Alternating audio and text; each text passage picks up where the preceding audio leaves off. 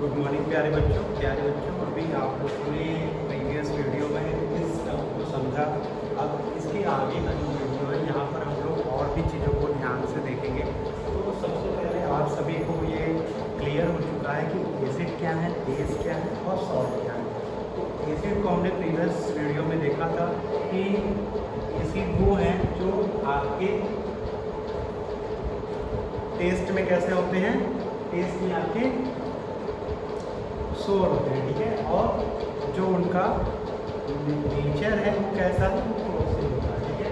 और जो बेसेस होते हैं वो आपके टेस्ट में कैसे होते हैं, वो आपके टेस्ट में बिटर होते हैं और उनका जो नेचर होता है वो सोपी होते हैं। और जो सॉल्ट्स होते हैं वो जब एसिड और बेस आपस में रिएक्ट करते हैं तो उनके रिएक्शन से आपके सॉल्ट्स प्रिपेयर होते हैं, ठीक है। और साथ में वाटर भी प्रिपेयर होता है। और एसिड में हम लोग ये देखते हैं ऑर्गेनिक एसिड और इनऑर्गेनिक एसिड। तो इसके बारे में हम लोग थोड़ा सा कंसीडर करते हैं आपके चैप्टर में। इस चैप्टर में हमें ज़्यादा कुछ उनके बारे में नहीं देखना है, मेन फोकस हमारा एसिड बेस और सॉल्ट पे होगा। तो ऑर्गेनिक यानी कार्बनिक एसिड यानी कार्बनिक अम्ल ऐसे अम्ल होते हैं जो आपके नेचुरल रूप में आपके इस प्रकृति में होल वर्ल्ड में पाए जाते हैं, वो आपके हैं ऑर्गेनिक एसिड्स हैं।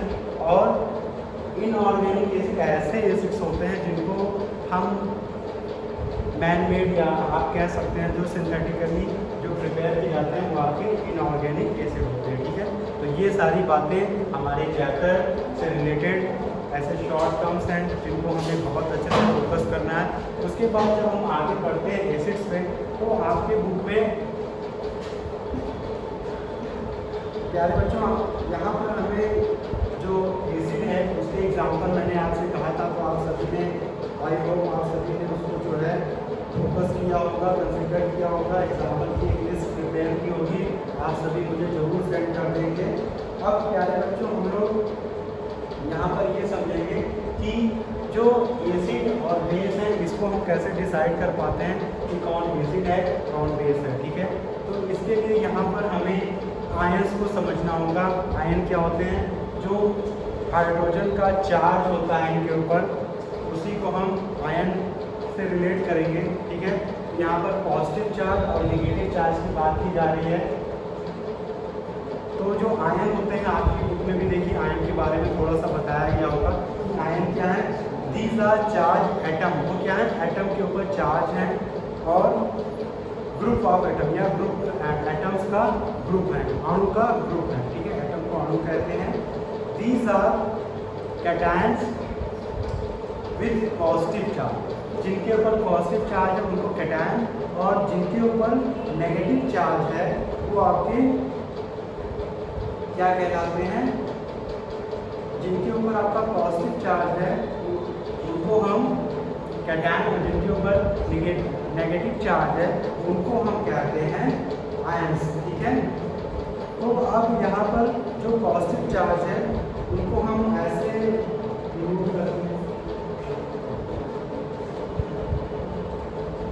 ये किस तरह हम डिनोट करते हैं, H+ ये आपका पॉजिटिव चार्ज है, और जो आयन में नेगेटिव चार्ज होता है उसको हम ऐसे करते हैं OH-, ठीक है।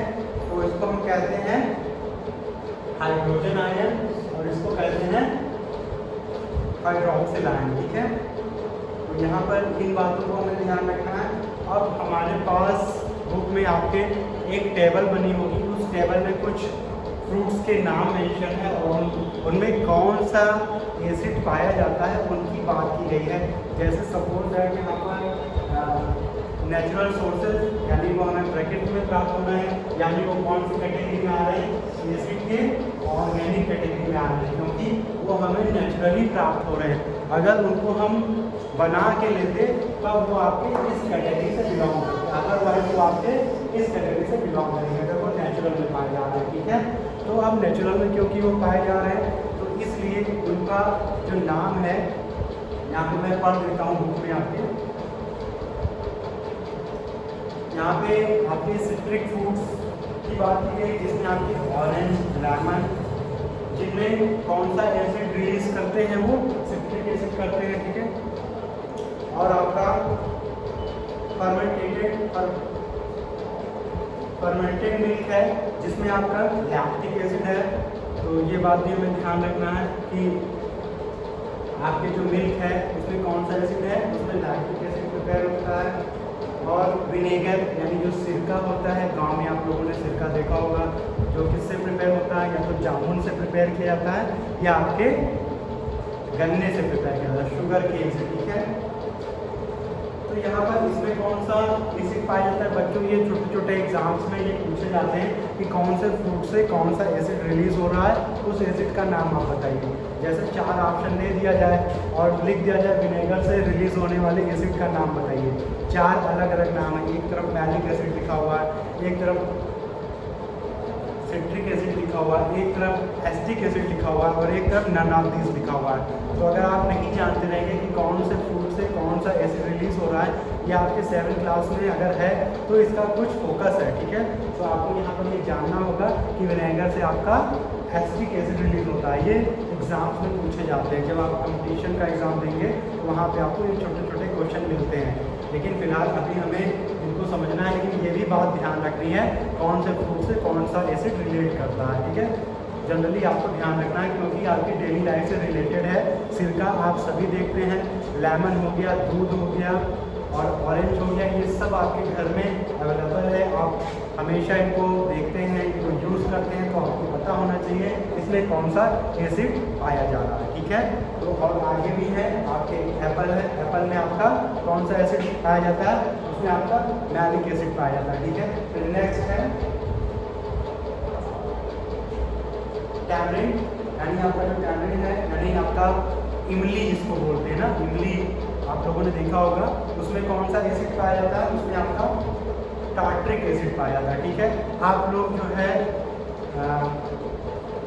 जब मार्केट में जाते होंगे तो वहाँ पे फुल्की खाते होंगे ना, तो फुल्की जो बनाते हैं जो लोग, उसमें जो पानी उसका बनाते हैं उसमें भी टार्ट्रिक एसिड का यूज़ करते हैं, उसी से उसमें खट्टापन आता है और जब आप उसको खाते हैं तो आपके दांत जो है एकदम खट्टे हो जाते हैं, आपको टेस्ट में अच्छा लगता है। ठीक है, तो उसमें भी आपको ध्यान रखना है कि इमली में आपका टार्ट्रिक एसिड, सिरका में आपका एसिटिक एसिड, दूध में आपका लैक्टिक एसिड, एप्पल में आपका मैलिक एसिड और ऑरेंज और लेमन में आपका क्या है, सिट्रिक एसिड है। ठीक है, तो इस तरह बहुत सारे आपके इसमें बुक में नाम मेंशन है, आपको सब याद रखना है। मैंने कुछ के नाम आपको बताए, वीडियो में ज़्यादा नाम नहीं बता सकता क्योंकि ये बड़ा वीडियो हो जाएगा।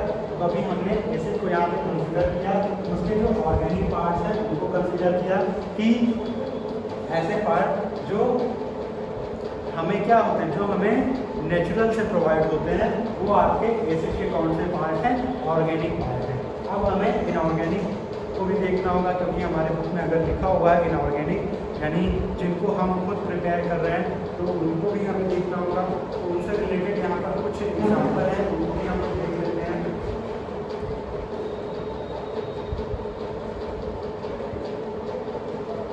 यहाँ पे बच्चों सल्फ्यूरिक एसिड हो गया, नाइट्रिक एसिड हो गया और आपका हाइड्रोक्लोरिक एसिड हो गया। ठीक है, दे आर स्ट्रॉन्ग एसिड, ये क्या होते हैं, ये बहुत ही मजबूत एसिड होते हैं। ठीक है, और ये क्या है, ये आपके इनऑर्गेनिक एसिड्स हैं। ठीक है, तो इस बात को हमें ध्यान रखना है।